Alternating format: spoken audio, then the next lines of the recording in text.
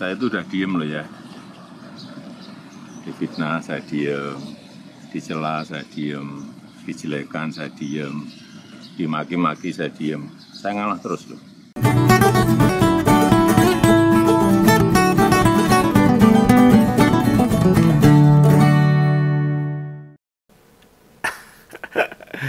Kalau saya mengamati, tak delok-delok itu. Dan lagi-lagi, Jokowi itu bila disenggol sama bekas partainya, apalagi senggolannya itu bersifat personal atau pribadi, oh langsung saja dia bulat-bulat. Emosinya mubal dur banget ini. Nah ini mesti tak sodorkan pertama, agar Kompolnas membuktikan sendiri, apakah yang tak sampaikan ini benar atau salah. Nanti bisa buktikan loh. Bisa perhatikan raut wajahnya itu, mimik mukanya, atau sorot matanya, dan tekanan-tekanan yang keluar dari kata-kata yang disampaikan oleh Jokowi. Loh iya nih, ini mesti tak tekankan duluan. Soalnya ada kaitannya sama apa yang mau Om Begawan kupas hari ini. Oke ya, langsung saja simak pernyataan Jokowi yang akan saya sampaikan ini. Saya itu udah diem loh ya. Difitnah saya diem, dicela saya diem, dijelekan saya diem, dimaki-maki saya diem. Saya ngalah terus loh. Oke, ya tadi sudah lihat kan. Wes memperhatikan dengan seksama. Oke. Nah, apa yang disampaikan Jokowi sebagai mantan presiden 2 periode ini? Pernyataan itu untuk merespon tudingan dari PDIP, bekas partainya dia bernaung, yang sekarang sudah jadi orang top karena PDIP, yang mengatakan bahwa yang bersangkutan pernah mengirim utusan, ya tentu utusan itu ke DPP, untuk tidak memecat dirinya dari status kader. Lah wong sa Indonesia ngerti ya, sejak tahun 2004 hingga 2024. Jokowi itu kan berada di Partai Demokrasi Indonesia Perjuangan. Dan PDIP yang memperjuangkan Jokowi untuk jadi presiden. Dari wali kota sampai presiden. Dan selama kurun 20 tahun itu, jabatan pemerintahan semua berhasil direngkuhnya. Dan dibela oleh Partai Banteng, Moncong Putih pimpinan Mbak Mega. 2 kali jadi wali kota, 2,5 tahun menjabat gubernur, dan 2 periode jadi presiden. Itu saja. Oh enggak, masih ada bonusnya itu. Anak dan menantunya jadi wali kota di Solo dan Medan. Nah kini sulungnya ketambahan bonus menjabat wakil presiden. Mau dibantah bagaimanapun, itu keuntungan karena pernah jadi wali kota. Sudah pernah jadi pejabat politik. Dan itu karena melalui perjuangan PDIP. Tidak bisa dipungkiri. Ini Om Begawan nggak ngiri loh, enggak. Ini hanya supaya masyarakat paham bagaimana karakter sifat politisi yang banyak dipuja dan dijilat oleh banyak orang di seluruh Indonesia ini. Nah, Bobi menantunya sekarang punya kursi gubernur Sumatera Utara. Kurang apa lagi? Bungsunya Kaisang punya kedudukan ketua umum Partai Mawar Pink atau PSI. Nah sebelum tak bedah kata per kata, kalimat atau respon dari Jokowi, pertanyaan yang pengen Om Begawan ajukan pada Kompolnas itu. Semoga paham. Adakah tokoh atau elit politik negeri ini, siapapun dia, termasuk ketua umum partai manapun, ada yang pernah punya jabatan pemerintahan seberhasil Jokowi, diponusi anak-anaknya juga ngancik-ancik jabatan politik juga?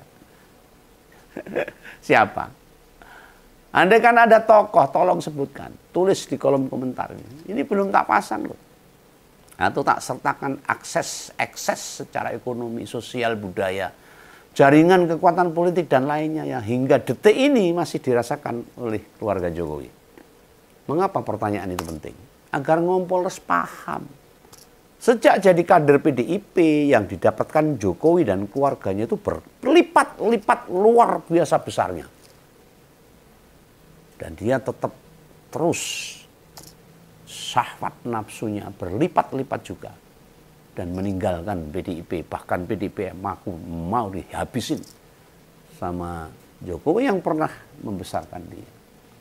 Kalau secara manusiawi, tragis, memalukan itu. Jangankan disandingkan dengan yang didapat Bu Mega sebagai ketua umum PDIP. Sebagai ketua umum PDIP loh. Sama mantan Presiden Soeharto pun penguasa Orde Baru 32 tahun. Nggak ada apa-apanya dibandingkan dengan Jokowi. Termasuk pengaruh politik Jokowi. Benar-benar powerful, menguasai banyak sektor. Mendudukan banyak kekuatan. Loh, penjelasan ini buat menegaskan loh.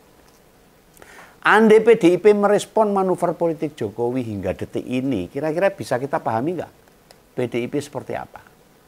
Tapi sayangnya PDIP itu partai yang konsisten, tegak lurus, selalu membela kekuatan NKRI, menjejeki konstitusi, merawat demokrasi, nggak mau belok kanan kiri, nggak mau PDIP itu. Maka tidak merespon apa yang diminta oleh Jokowi. Karena tahu PDIP bahwa Jokowi telah belok dan merusak demokrasi, mengangkangi konstitusi, melanggar aturan dan sebagainya. PDIP nggak mau meskipun risikonya besar. Dan dia tahu Jokowi punya kekuatan powerful dalam hal-hal politik dan kekuatannya. Satu hal yang juga penting untuk ngompol ingat-ingat nih. Jokowi ini akan selalu bereaksi keras bila disenggol sama elit-elit PDIP. Baik yang menyangkut diri pribadi sama anak-anaknya. Tapi bila yang dikupas atau dikuliti pemerintah sekarang, di mana anaknya jadi wapres, dia tutup mata dan tutup telinga, nggak mau dengarkan. EGP. Loh, cara meresponnya tidak sampai emosi lah kalau dia ngomong. Muring-muring, rakaron, enggak. Tapi kalau yang menyangkut dirinya dan yang kritik, PDIP, wah bulat-bulat. Jadi PDIP menyebut sebelum pemecatan Jokowi sebagai kader partai ada upaya persuasif supaya dirinya nggak terbuang. Itu bukan karangan belaka loh. Dan direspon Jokowi dengan kalimat gak ada, gak ngirim utusan. Biasa kan Pak Jokowi. Lantas diteruskan dengan kata-kata, namanya siapa? Kepentingannya apa? Logikanya di mana? Sambil menekan amarah. Jadi gini loh. Mau disebutkan siapapun orangnya, itu mudah sekali dibantah sama dia. Kalau karakternya belok kanan, sen kanan belok kiri. Loh, ini perkara yang terlalu sumir. Dan Jokowi memahami sekali. Akan sulit diakui oleh orang-orang yang diutusnya. Ya tak ora penting sekarang ini nguplek-nguplek siapa yang diutus, ora penting. Perkaranya bukan di sana, bukan siapa yang diutus. Itu tidak krusial buat dibuktikan. Untuk menilai secara adil siapa yang berbohong. Di masalah ini loh. PDIP atau Jokowi. Gampang kok sebenarnya. Ada orang yang diutus tiba-tiba mengaku beneran dia melobi DPP bahkan Bu Mega demi kepentingan Jokowi. Untuk tidak memecat Jokowi. Yang untung siapa? Atau yang ruginya paling gede siapa? Kalau memang ada yang diutus Jokowi untuk menemui Mbak Mega. Coba cek. PDIP itu diuntungkan apa misalnya utusan itu ngaku? Dapat duit 2 triliun misalnya. Atau pilpres bisa diulang. Kan enggak. Atau apa kerugian PDIP? Ya dikira nggak bisa tegas ke kader partai mungkin. Atau memberi sanksi kadernya yang melanggar aturan partai. Itu saja. Lalu di pihak Jokowi, itu juga untungnya apa? Kalau memang ada utusan Jokowi untuk melobi DPP. Bila ada orang ngaku memang melobi partai. Nggak ada tuh. Tetapi apa ruginya? Ya banyak banget. Namanya sebagai presiden 2 periode, mantan presiden 2 periode. Citranya sebagai tokoh atau elit politik. Serta bapaknya wapres, harga dirinya akan merosot habis-habisan. Pengen ngerti dampaknya apa kalau sampai merosot. Tahun 2029 Gibran akan berat ikut kontestasi. Modal sosial politiknya akan ngedrop habis. Hingga dasar dan membuat Gibran sulit bertarung melawan Pak Prabowo. Jangan dikira Pak Prabowo besok wakilnya tetap Gibran. Mereka kan berhadapan-hadapan karena itu memang rencana Jokowi dari awal untuk mendorong Gibran jadi presiden tahun 2029. Embuh kapasitasnya seperti apa, kualitasnya seperti apa, ora peduli. Yang penting jadi presiden nanti melawan Pak Prabowo. Nah, kena banget toh. Lalu ruginya di mana? Andai ditanyakan ada kepentingannya. Ya cetok dan terang banget. Di negara ini yang sebutannya citra politik mesti beneran harus dijaga. Apalagi politisi-politisi yang sudah ada di level atas. Ada banyak keluarga politisi begitu kena stempel buruk, maka keluarganya semua akan tercoreng, habis. Lihat gimana dulu Bu Mega bersusah payah mengembalikan citra Bung Karno yang dihabisi oleh Pak Harto. Beliau butuh beberapa puluh tahun mengembalikan itu semua. Dan mengembalikan nama Bung Karno sebagai proklamator. Lalu juga ada Soeharto yang sampai detik ini anak cucunya belas gak ada yang mau turut campur di politik. Ya Mbak Tutut sama Mas Tommy, bungsu Pak Harto, berapa kali punya partai, sekaligus belas rata tembus Senayan. Penguasa Orde Baru itu hampir tak bisa lagi membersihkan namanya. Mbak Siti Hadiati alias Mbak Titik sekarang bisa jadi wakil rakyat. Ya karena memang dicangking mantan suaminya seorang presiden. Pak Prabowo. Nah Jokowi ngerti dan paham itu semuanya. Makanya begitu muncul suara dari PDIP, dia langsung meradang, emosinya sangat tinggi, marah-marah. Bulat-bulat, omong kawan ngerti ini banget, paham. Bila dia diam saja dengan tuduhan-tuduhan itu, dirinya nggak siap menyaksikan sendiri. Gibran, Bobi, dan Kaisang tertatih-tatih di politik. Jangan dikira loh, mantan penguasa itu bakoh, tegar, kuat menyaksikan anak-anaknya gagal di politik. Dan jangan dikira itu para pemujanya, para penjilatnya. Hati-hati dengan fenomena politik yang sekarang berjalan. Mbok kira Pak SBY melihat Mas AHY kalah di Pilgub itu gak tersayat-sayat hatinya. Gak merasa sangat terhina, tidak merasa seolah-olah diabaikan sama warga DKI. Pol berdarah-darah itu. Ibarat bisa bertutur kata, Pak BY akan berujar begini. Kegagalan bisa aku tahan rasa sakitnya. Asal itu semuanya tidak menimpa anak-anakku, pasti bilang begitu. Loh, kayak gitu kok Pak Jokowi masih nanya, kepentingannya apa? Logikanya di mana? Ya jelas banget. Jadi siapa yang harus dipercaya? Masyarakat harus percaya siapa? Ungkapan Jokowi atau memang PDIP? Justru respon atau komentar yang dia sampaikan memperlihatkan kepentingannya masih besar. Syahwat politik, syahwat nafsunya masih gede.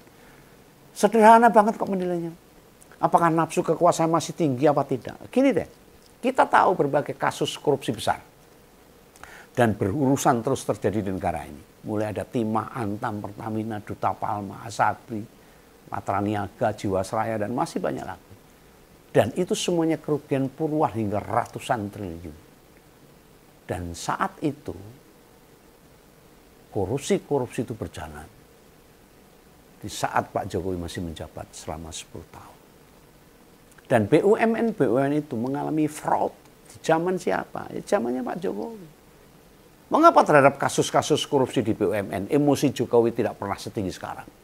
Tidak malu, tidak merasa kecolongan, tidak merasa dikhianati oleh anak buahnya. Atau jangan-jangan dia tuh sudah tahu.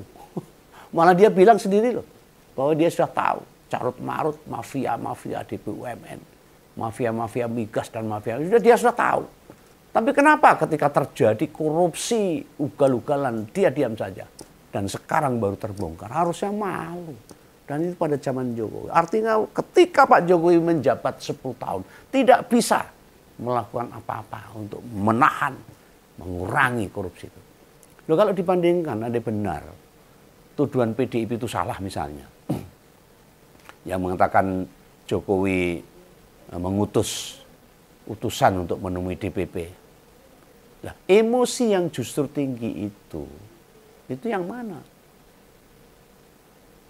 Tuduhan PDIP yang salah?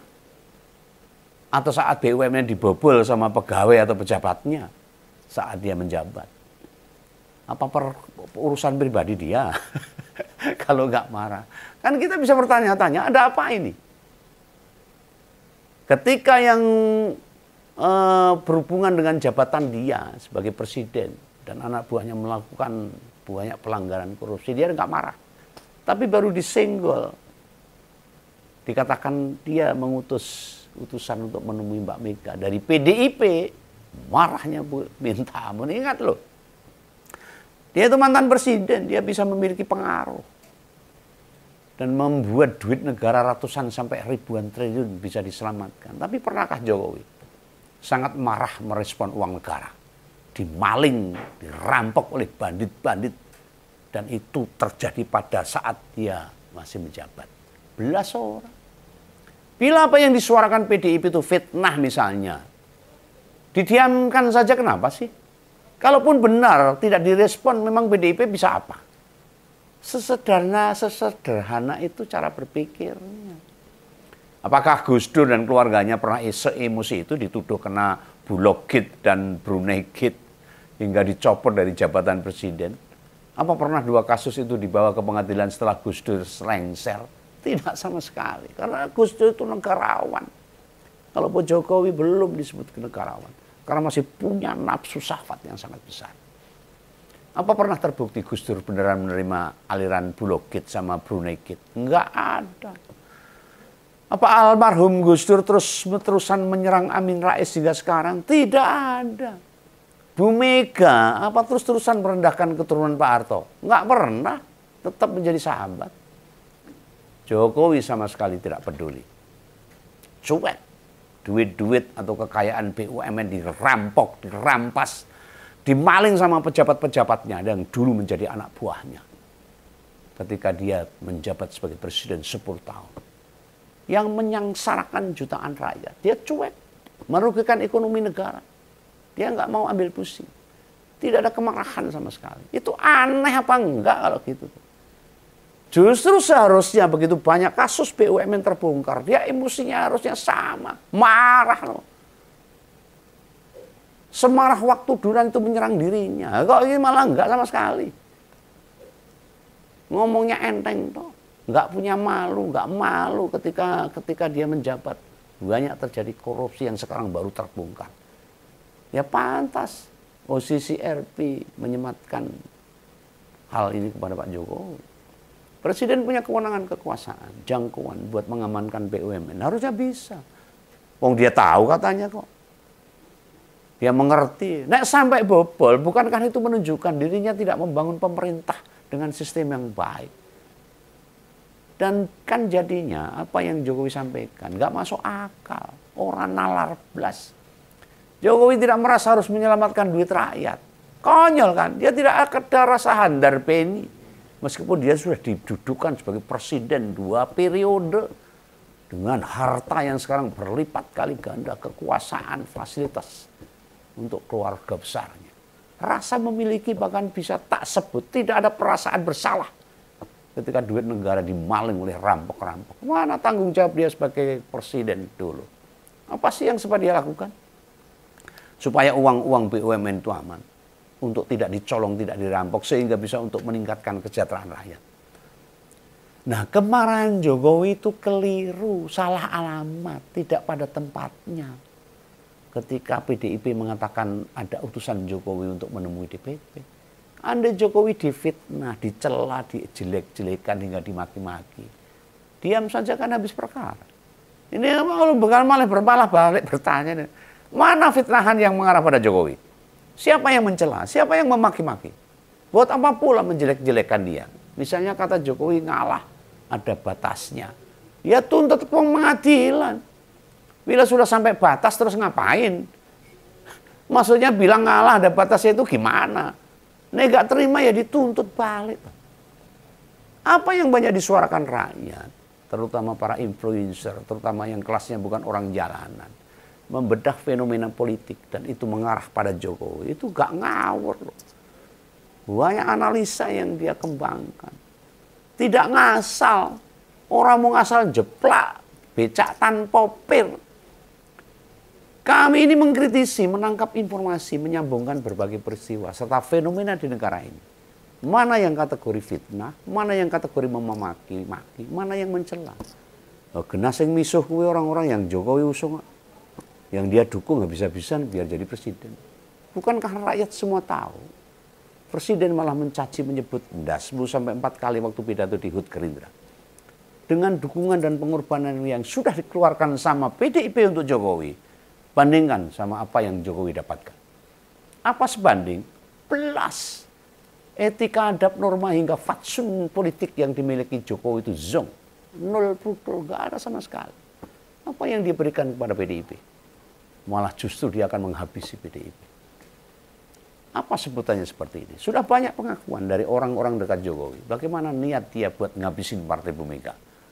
Apakah itu semua sebagai kebaikan dan kepantasan? Apakah 20 tahun disupport terus jadi lupa diri? Ngaca, Pak, ngaca. Ngapain marah ketika PDIP mengatakan Anda mengutus untuk menemui DPP supaya tidak dipecat dari partai? Ini bukan perkara ngebela partai untuk pasang badan. Merem nonton atau pertembangan banyak hal. Di awal kan sudah tak uraikan dan disodorkan fakta yang Jokowi peroleh itu berlipat-lipat. Sedangkan partai yang mendukungnya keser-keser bertahan bahkan akan dihancurkan oleh Jokowi itu sendiri. Jangan membolak-balikan fakta, playing victim seolah-olah kebenaran itu di tangan Jokowi dan didukung oleh para penjila dan para pemuja-pemujanya. Itu banyak tuh yang saya kenal itu. Panjenengan sudah keliru menilai Bu Mega dan PDIP memfitnah, menjelek-jelekan panjenengan. Masyarakat sudah paham. Oke ya, salam Begawan, salam Ngompol. Jangan lupa subscribe. Dadah, sampai ketemu lagi.